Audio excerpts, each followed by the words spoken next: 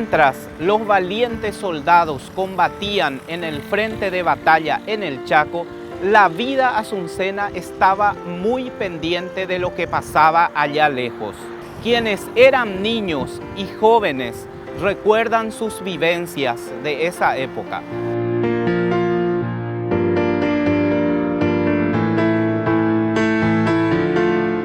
¿Quién era primero lo Roger Ayala, que era muy amigo tuyo, vos le conocías? Sí, tengo su álbum de sus fotos y todo. Él me dejó todas sus fotos, no sé qué es lo que voy a hacer. En su infancia tenía muchos amigos, él hizo prácticamente la infancia en los Estados Unidos.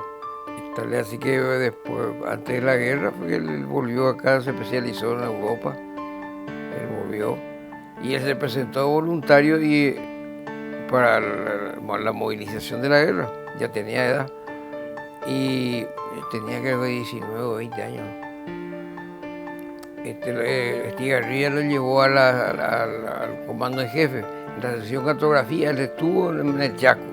No es cartografía, es criptografía, es de traducción. Traducción recibían telegramas franceses, ingleses, alemanes, y él traducía y él mandaba. Él era políglota. Sí, es políglota, hablaba 5 idiomas, hablaba corrido. Estigarribia lo llevó a su lado enseguida para utilizarlo. Y durante la guerra ya, después de un año y pico de la guerra, él volvió 8 días por razones de salud, le volvió y quedó en Asunción. Y en una de esas mañanas vuelve el presidente Eusebio Ayala del Palacio a mediodía y le abren la puerta y baja y después se sienta a comer. Eusebio Ayala era un tipo medio ido, así, era muy inteligente, bueno, pero de repente él se iba. Y le dice a la señora, ¿y quién me abrió la puerta? Porque no era O'Durning, el que me atendió a la llegada. No es O'Durning, le dijo, Dios está engripado. Avisó que no iba a venir, entonces vinieron, le utilizamos a los 2 jardineros, que fueron los que te atendieron. Ah, qué bien.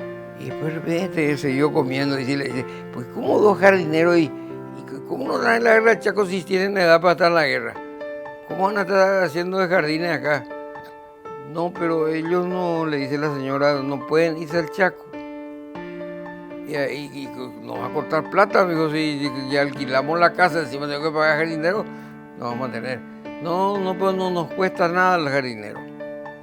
Bueno, siguió comiendo y de repente después le dice, pues ¿cómo no nos va a costar nada? Tenemos que pagarle algo. Y no, dice, porque ellos tienen una plantación de...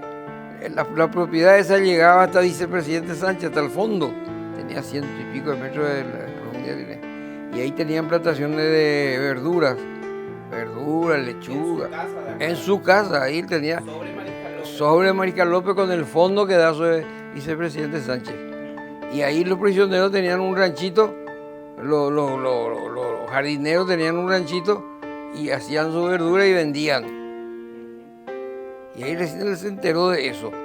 Y le digo, pues, ¿y cómo no se le va a pagar el sueldo? Y no se le paga el sueldo porque son prisioneros bolivianos, son cruceños. O sabía que en la guerra se le seleccionaban a los prisioneros acá, los cruceños a un lado y los collas al otro lado. Pues los cruceños eran por paraguayistas. Pues. ¿Y 2 de esos prisioneros estaban ahí trabajando y de paso, pero estaban en la casa del presidente de la República, prisioneros olvidando, trabajando, no le pagaba porque le vendía su verdura y de paso la atendía al jardín. Y él habrá estado del 28 por ahí, 28 hasta que Franco lo echó, ahí tengo hasta el golpe de Franco, hasta el 36 estuvo él.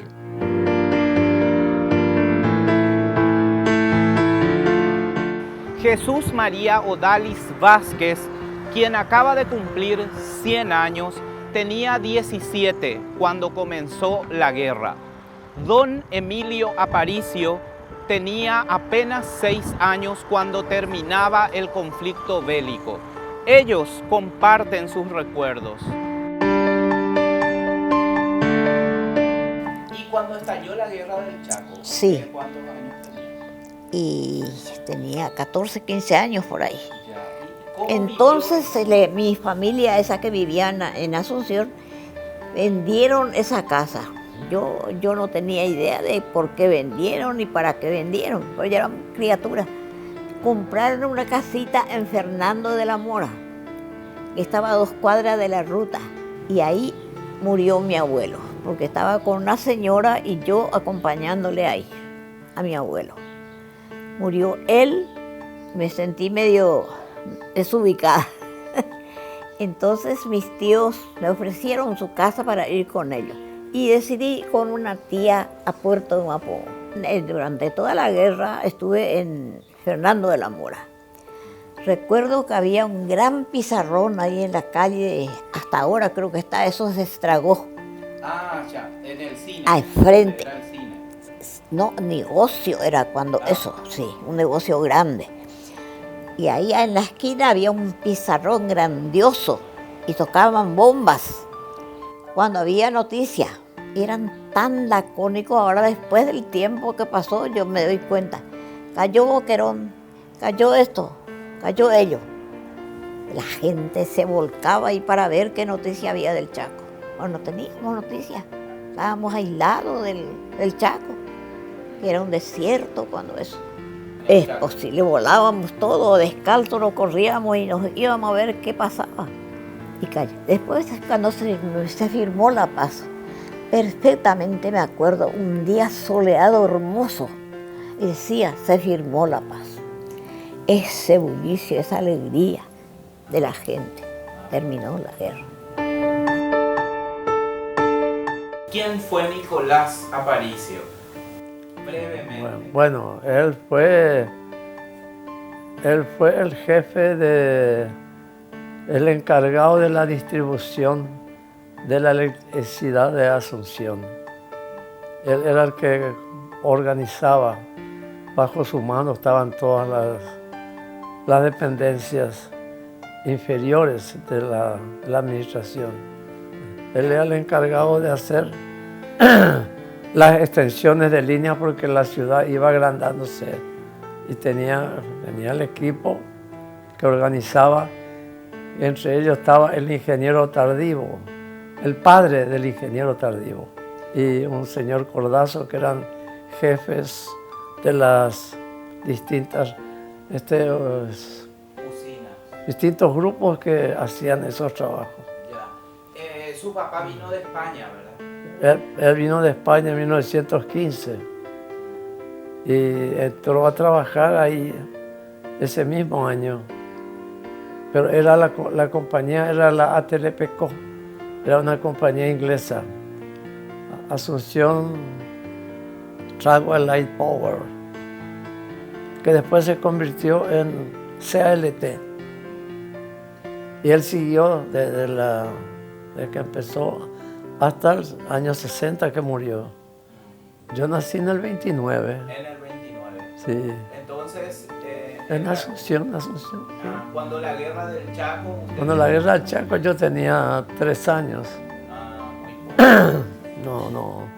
Recuerdo más o menos ver pasar los bolivianos, los prisioneros, la sirena del diario avisando los comunicados. Asistí a un desfile donde desfilaron los bolivianos. Sí. Sí, estuve ahí.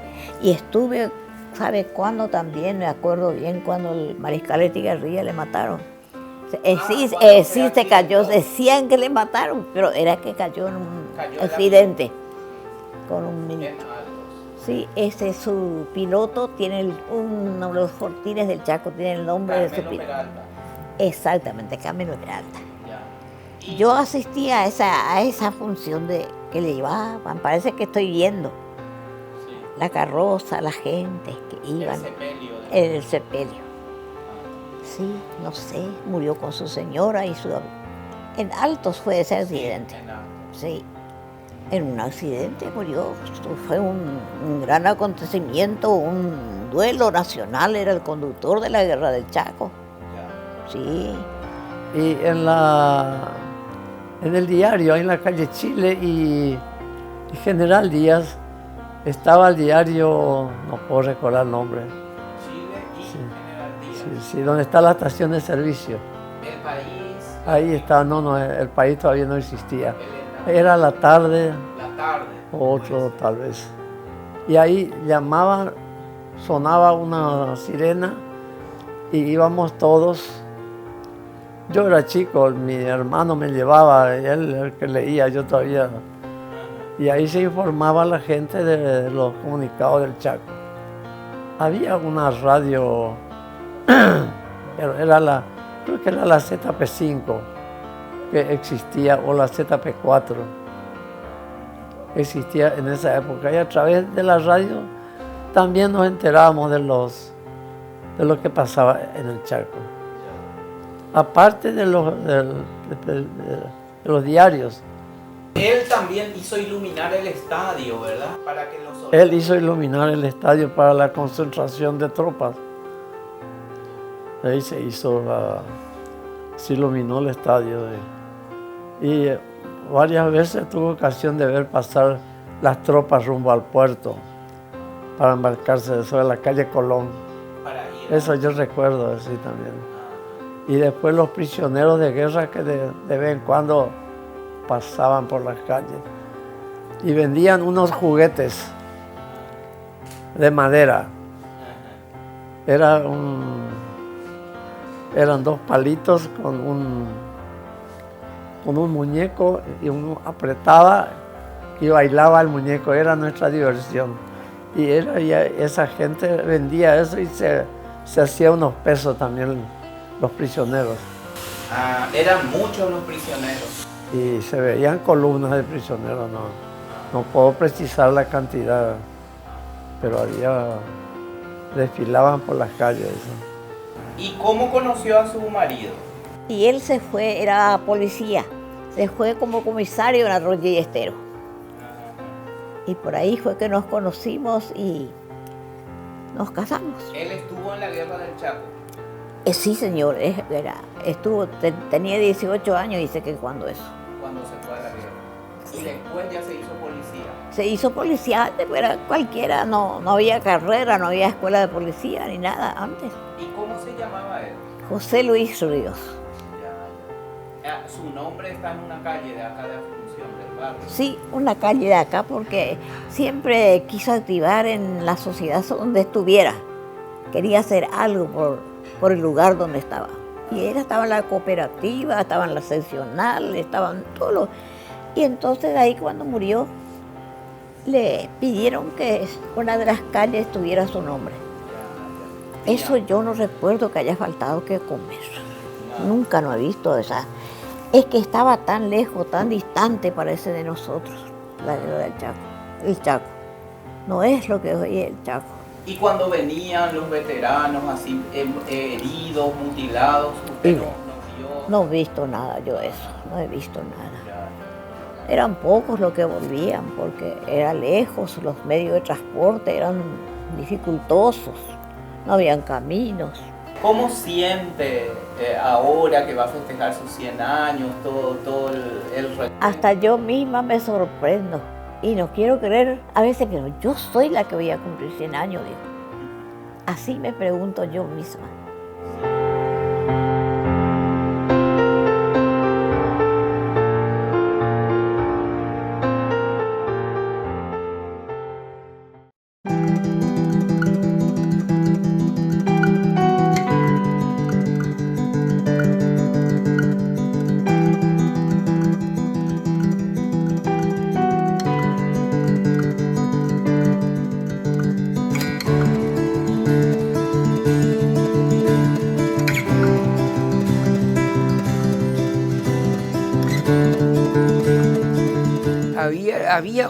Había un cantón de prisioneros, creo que eran los collas, no los cruceños, que estaban en Cambio Grande.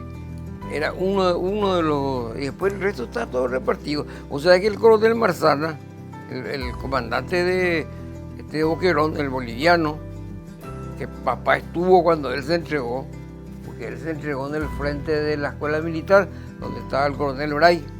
Y se entregó allí porque el coronel Bray hizo una circulación cuando comenzó la batalla de Boquerón, el rodeo. donde le decía a los soldados que había que respetar a los prisioneros, que no había que abusar de los prisioneros. Y esa, una de las cosas parece que le llegó a Marzana. Y porque Boquerón, según mi opinión, mi pobre opinión, no es una victoria paraguaya, es una victoria boliviana.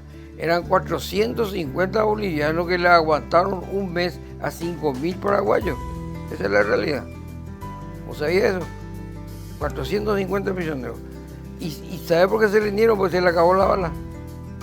Le acabó la bala y no tenían más agua y no tenían más comida y se rindieron.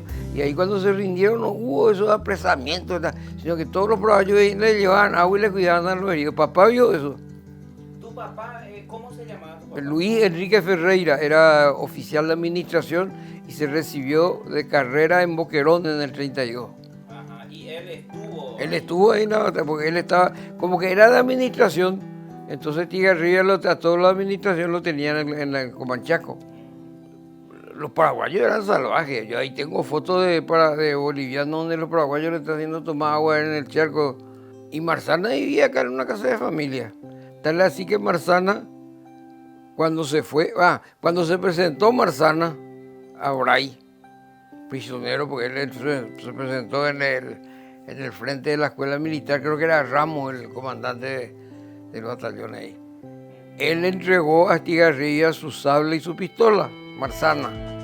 Y Estigarribia le dijo no. Pero Marzana le insistió, le dijo, bueno, el sable yo voy a guardar, pero la pistola no puedo, yo prisionero no puedo andar con una pistola en la cintura. Y tiene razón, entonces le recibió la pistola. Y eso me contó, no cuento como historiador, cuento lo que papá vio, lo que pasó.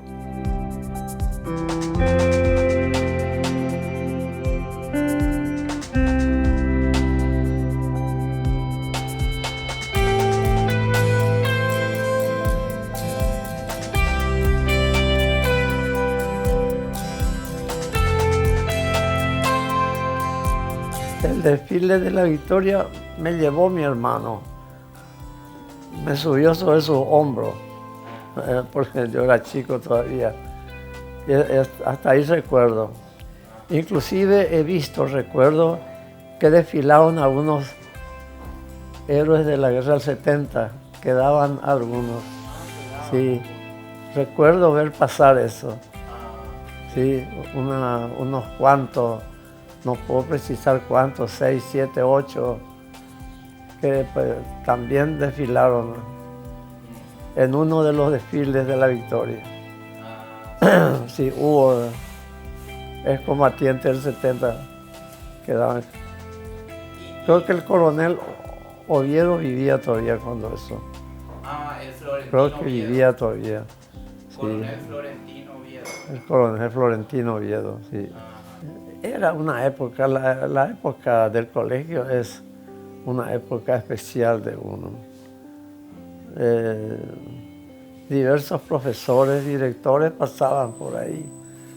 Uno de los profesores era el padre de Marco, del dueño de Norte, o de una Universidad del Norte. De la Uninorte. Sí, el padre de él fue nuestro profesor. Y teníamos un permiso que nos daba el doctor Vasconcelos a los alumnos para poder transitar. Lo tengo por ahí guardado, el permiso. No, entre tantos papeles no sé dónde estará. Pero él nos dio un certificado para que no nos molesten los de la urbana, la guardia urbana. Entonces podíamos transitar libres. Sí. Y la revolución era muy lejos, no la vivíamos ahí cerca, salvo cuando se levantó la Marina. Eso sí fue un poco más cercano. Sí. Pero terminó pronto eso. Y la revolución terminó ahí por Fernando de la Mora. Llegaron hasta ahí nomás, hasta la 7ª llegaron. Y ahí terminó, ya retrocedieron. Pues. El general Perón le ayudó mucho a Morínigo. le mandó un barco de guerra lleno de armas y le ayudó mucho. No pudieron pasar. No sé, Sale mucho ruido. otra cosa, la revolución es difícil, hubo muchos crímenes, asesinatos, asaltos, eso se comentaba mucho. ¿no? Sí. Sí, es una revolución muy sangrienta. Dividió al Paraguay. Hasta ahora se sangra un poco de esa revolución. Usted perdió un hermano en esa revolución. Mi hermano, sí, ¿Cómo se llamaba él? Nicolás Aparicio, También. sí, piloto. ¿Cómo fue? ¿Qué le pasó a él? Y tuvo que salir, terminó la revolución y fue al Brasil. Del Brasil fue a la Argentina y ahí se casó y hasta que murió. Ah, ya. Pero él era aviador, ¿verdad? Era piloto militar. Y participó en la revolución en Sí. Concepción. Y tenía un compañero que era Gracia Caballero. Ah, Era descendiente del general Bernardino. Inclusive contaba mi hermano que se lamentaba porque él tenía que pelear contra sus correligionarios, porque era de ascendencia colorada. Y decía él, y murió en Montevideo con la caída de ese avión que vino para ayudarle a las cañoneras. De vuelta cayó ese avión frente a Montevideo y murieron todos. y él estaba allí. Él estaba ahí, sí. Gracias, caballero. ¿no? Sí, sí. Recuerdo bien de él. ¿no? Y Choborecas, cuando se firmó el tratado, él vino y después del golpe quedó libre la intendencia y entonces él pidió permiso para ir a la escuela militar, a la Facultad de Ingeniería. Y se fue durante 3 años a la Facultad de Ingeniería y se recibió de topógrafo. Y cuando se recibió de topógrafo, Linneo Ifrán, que era el papá de Edgar, que era encargado de marcadores de límite, enseguida lo estiró.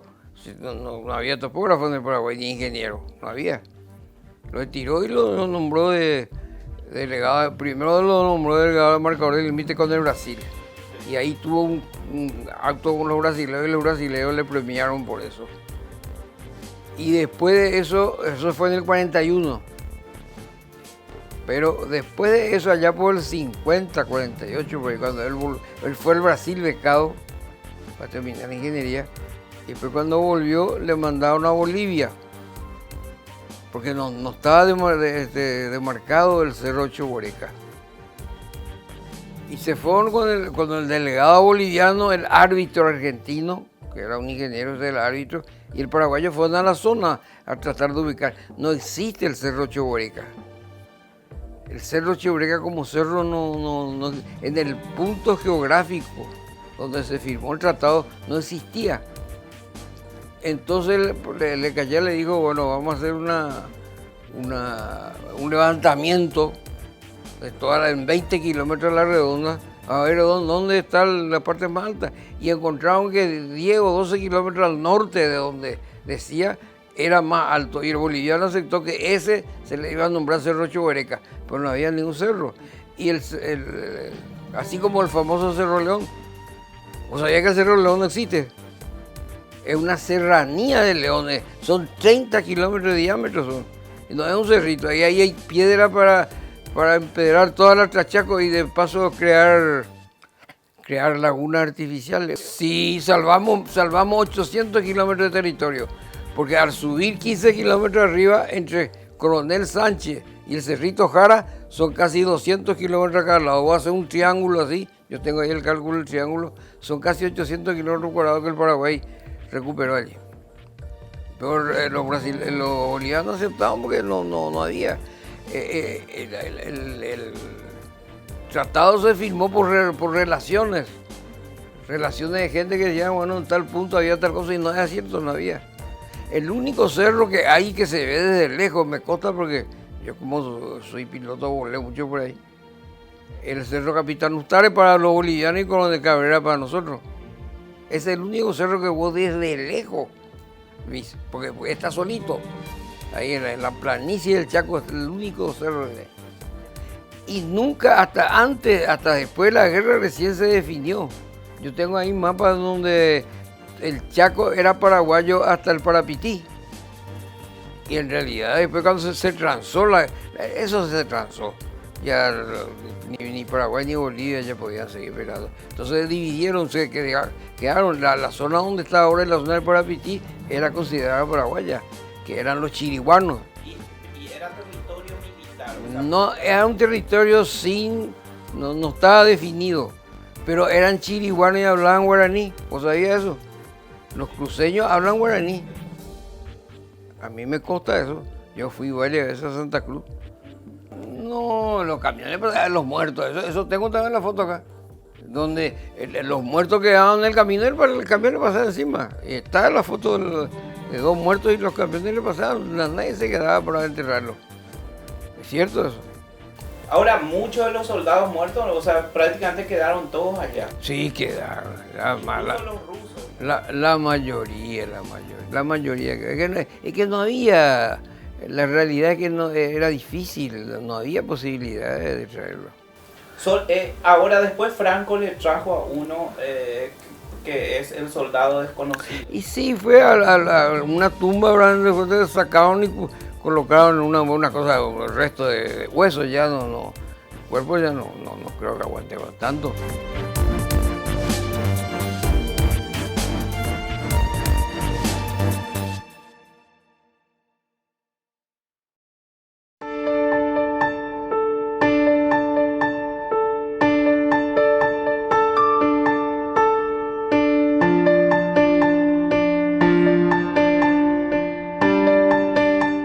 Don Esteban Florencio González es uno de los últimos héroes de la Guerra del Chaco que aún sobreviven. Tiene 102 años. Con una lucidez brillante cuenta sus anécdotas y vivencias durante la contienda.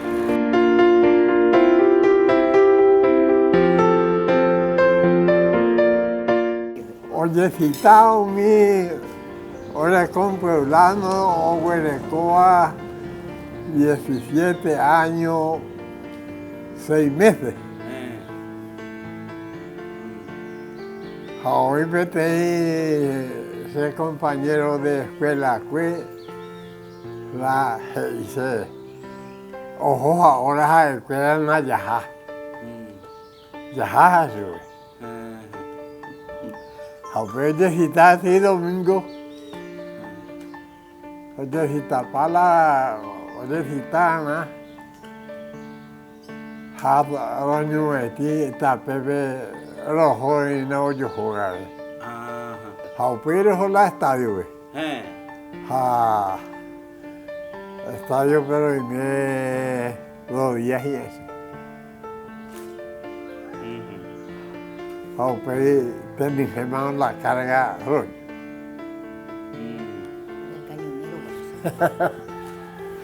Pepe hola Chaco, Ia cueco rojo, 1500 hombres. Hasengla arecó 16 años a la Sestocio 16 años ahí. Un al día siguiente, pues le vieron casado, ¿ves? 22 acá ahí, guaco. Sí, está hoy mejora.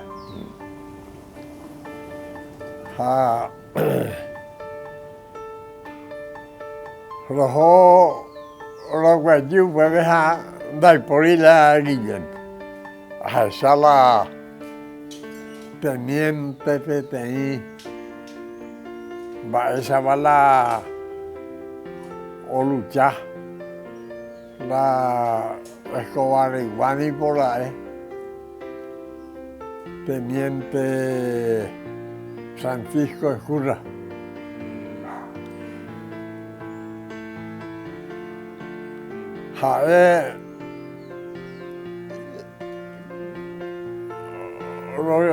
¿Qué tal la tercer combate?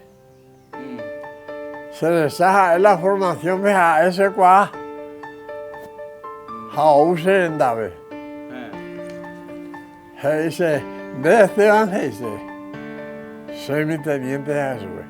Se cuaba ese, no lo cuaya eso. Soy Francisco Escura, es como el valle. Dice, ya está por caigo mío, Oliveña Mondo, Joga Bejao, José, en Ayayuca, ya está mi teniente Jesús. Así, lo ñembe a teja, lo joda. La entero y coña animal año no hay, ¿no? Ja, se oiga. Pero un regimiento 9 P11 la galleta 8. 8 galletas. 8 galletas. 8 galletas, pues a le vea upea para todo el día. Jala cocido, peteí taza. Cocido, Cocido, dice, voy años le coge, dice, 16 Jesús. Bajaré yo y este. Ayo que hacer la bolilla, venga.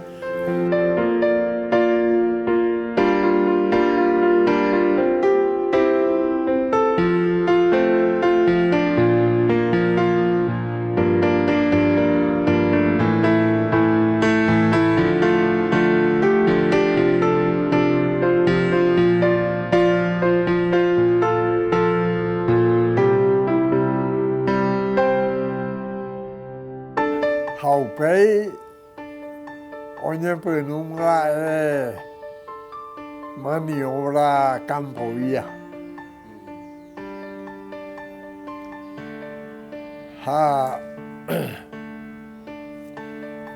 Los jóvenes, los marchamos, y 4 horas mañana. Lo pintado, bebé. Ustedes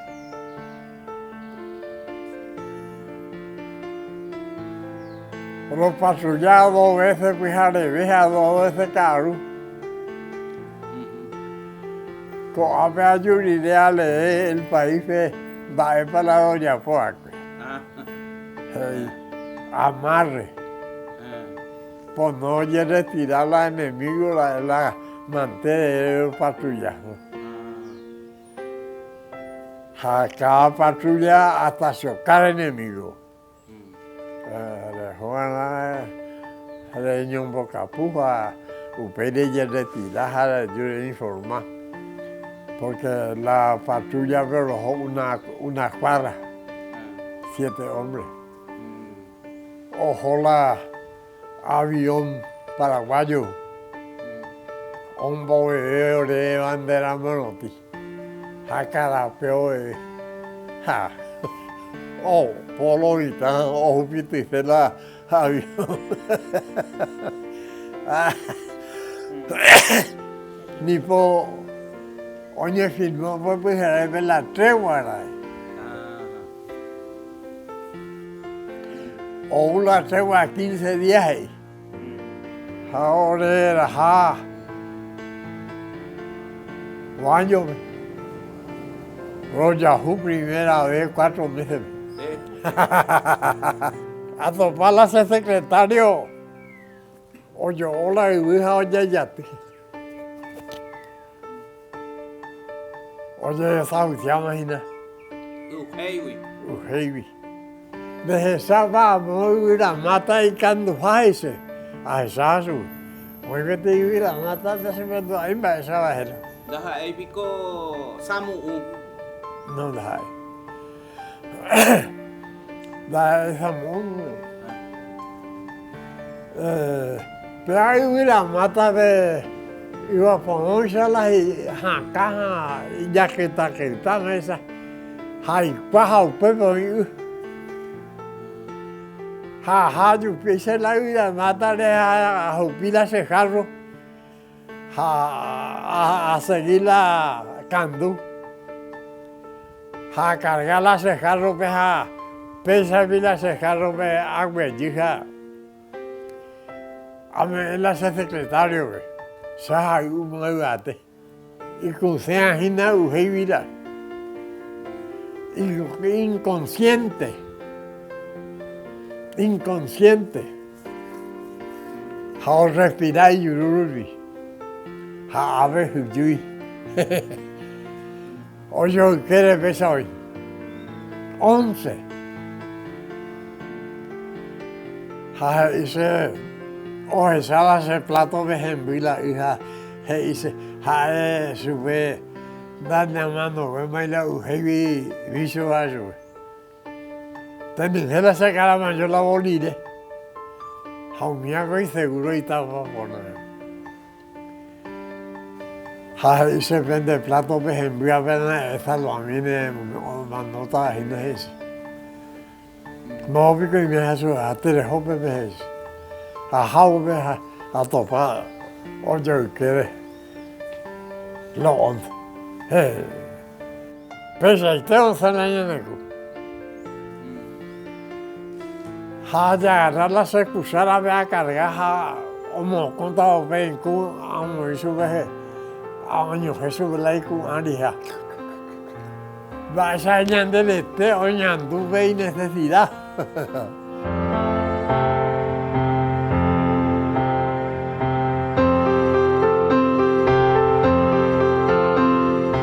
Cinco días de color. Las 2 de la tarde vi un ajeo de 2 latas. Palanca de un ajeo 15 kilómetros ahí. O que la jala y con él la de niña ve 72 prisioneros heridos. Hoy opean gente más, opean cuarto. Boliviano. 10, 15 mirados bebé. Yo vaya, ya revisan mi cosas. Yo fui a topar de por lo menos 50 litros. Que te Guayacán, digo, pesa la caja ave y hoyo. A toparla ahí. Golpearme, oye, salvarla a foquita. Haru las embocas. El jaco amo bajo de liquidar ya no. Hoy botaba yo capaz mi prisionero. Haru, el montón de otros asuntos. Pues esa cosa. Eso es. No falta el matón. Hasta se o verá, jala otro eso me espera. Se van a ir a la sanidad. Hacer cosas, hoy viene la del polibema en la transporte, da Yaricoy, ya en Boriajú, hoy viene la europea y ya arregla la guerra peor en Hasa.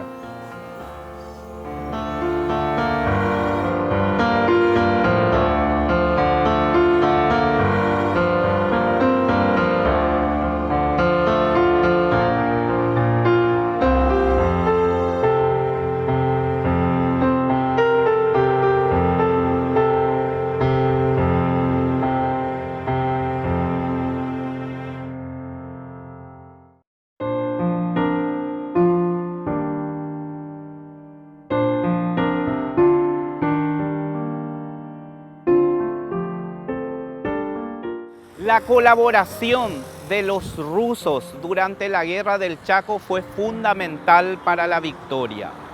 De 70 oficiales que combatieron, 6 cayeron durante el conflicto.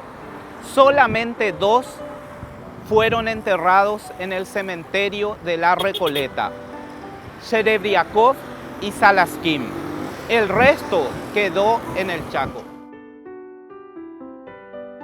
Y después tenés un hermano que se fue a la guerra del Chaco. Y el hermanito que se fue a la guerra del Chaco es Genaro. Uno ¿Dos de, hermanos tuyos? no, 2 hermanos míos.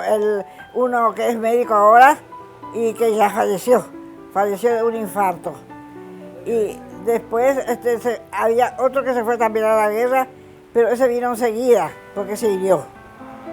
Y en fin, éramos muchos hermanos, 7 varones y 4 mujeres. Bueno, contame primero la historia de uno de tus hermanos que fue a la guerra. Genaro. Genaro. Genaro, sí. Y después Carlos. Ah, bueno, Genaro tenía ¿cuántos años? Y en la trinchera cumplió 20 años. El 27 de septiembre cumplió 20 años. En Boquerón. En Boquerón, sí. Y era el día de su cumpleaños. Era el día de su cumpleaños, el día que él se hirió. Se hirió. Sí. Y después vino a Isla Poí. Después fue arriba a Isla Poí. Porque allí le llevaron para ver a ver si le sanaban de alguna forma, pero en aquella época no había nada de penicilina, nada de antibióticos, nada, no había todavía. Ajá. ¿Y falleció? Falleció a los 10 o 15 días más o menos, porque se hirió el 27 y murió el 10 de octubre. Ah, ya. Avisó también el médico y avisó los compañeros de él que eran del Cerro Porteño. ¿Le avisaron a tu mamá? Avisaron en casa y por supuesto nosotros, mi hermano mayor que no podía ir a la guerra porque él tenía una herida en el vientre que estaba muy fajado y no podía ir a la guerra. Él estaba prestaba servicio militar en el interior, Exacto. ahí en la estancia, Ah, en Villa Oliva. en Villa Oliva. Sí, él se fue a buscar los restos de él. Sí. ¿Y encontró? Sí, porque estaba la cruz ¿Qué le hicieron? que le hicieron que sus amigos cerroporteños. Ah, ya. Ujú. ¿Y te trajeron esa Y cruz? trajeron, sí, la cruz está acá. Y el otro hermano médico. Él regresó de la Él guerra. regresó, sí. ¿Dónde estuvo él? Él estuvo en varias partes. Sí, igual que tu papá. Mi esposo casualmente está en el estado prestando un servicio militar para irse a la guerra, y estaba que iba a ser mi esposo. Yo no sabía, ni él tampoco, ¿verdad? Porque yo era una niña prácticamente. Sí, sí. Y coincidió que estaban unos frente a otros, uno atrás de otro. Ah, sí. Sí, Ya. ¿En la escuela de oficiales? de reservas. En la escuela de oficiales de reserva. Ah, ya. Sí. ¿Y tu esposo vino, no le pasó nada? El que Se hirió y también tuvo varias enfermedades. Ah, ya. Sí, tuvo tifus, tuvo paludismo y tuvo otra enfermedad que no recuerdo. Disentería, exactamente. Y el remedio que le daba para la disentería era un té que se hacía de un árbol Del Guayacán. del Guayacán, ahí lo dijo.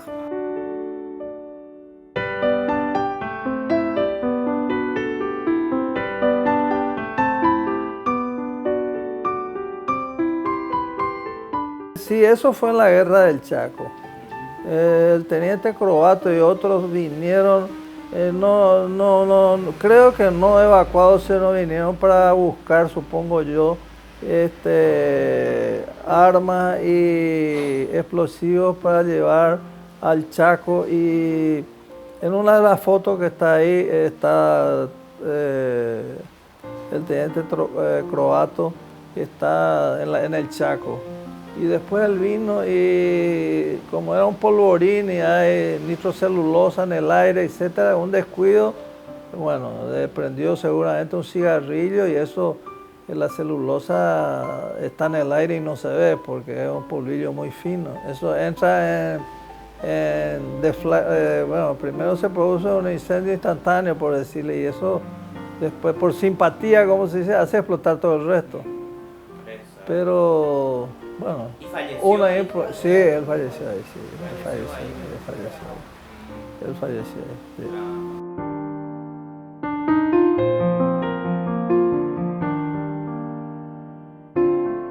Bueno, el Salón de Bronce entonces es un emblemático salón que fue ideado por unos excombatientes, especialmente el RI-2, el coronel Juan Manuel Torres Villanueva, que se encontraba como presidente de esta institución cuando eso. Ellos la idea era hacer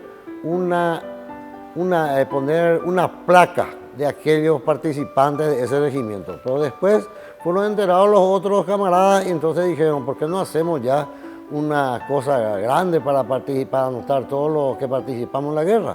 Entonces ahí nació esa idea y empezaron a construir, vamos a decir, y eligieron este lugar para el Círculo Oficiales Retirados donde iban a poner este salón. Estas paredes tenemos con maderas traídos del Chaco exclusivamente, ¿verdad? Y una madera, el cedro, que es nativo de nuestra región, vamos a decir. Y también las letras que fueron hechas, fueron excavadas de las trincheras.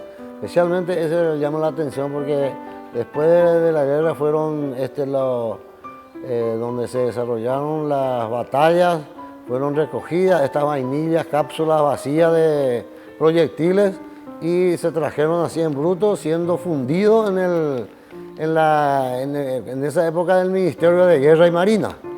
Ahí se confeccionaron estos letra por letra y se iban colocando acá en las paredes de esta institución. Llevó bastante tiempo, pero sí que era una cosa grande. Acá existen aproximadamente casi 8.000 letras, más de 8.000 nombres, 136.000 aproximadamente letras que fueron confeccionadas y se llevaron más de casi 1.000 kilos de bronce para la confección. Allá al fondo tenemos el mapa de bronce, que es un mapa confeccionado por nuestro gran artista Herman Guyari, y está ahí con la figura de la mujer paraguaya, también que se quedaron acá a cultivar la tierra, ¿verdad? Con su bebé o con su hijo adolescente que tiene un machete ahí en la mano, y eso significa que ellos se quedaron acá a labrar la tierra, a cosechar, para producir los alimentos y también para el sustento de la familia, como así también le enviaban al Chaco a los que se fueron a pelear. Y el soldado ahí que está con el fusil terciado en la región occidental, entonces son los que representan que se fueron a defender nuestra tierra contra la guerra. También poseemos las banderas que ustedes van a observar ahí en las mesas, que son de la época, que le pertenecieron al mariscal Estigarribia y a los cuerpos de ejército. Como asimismo los diarios, como usted ya mencionó, de la época, de 1932 a 1935. Esos se mantienen todavía así encuadernados y estamos viendo la forma como para que se pueda mejorar un poco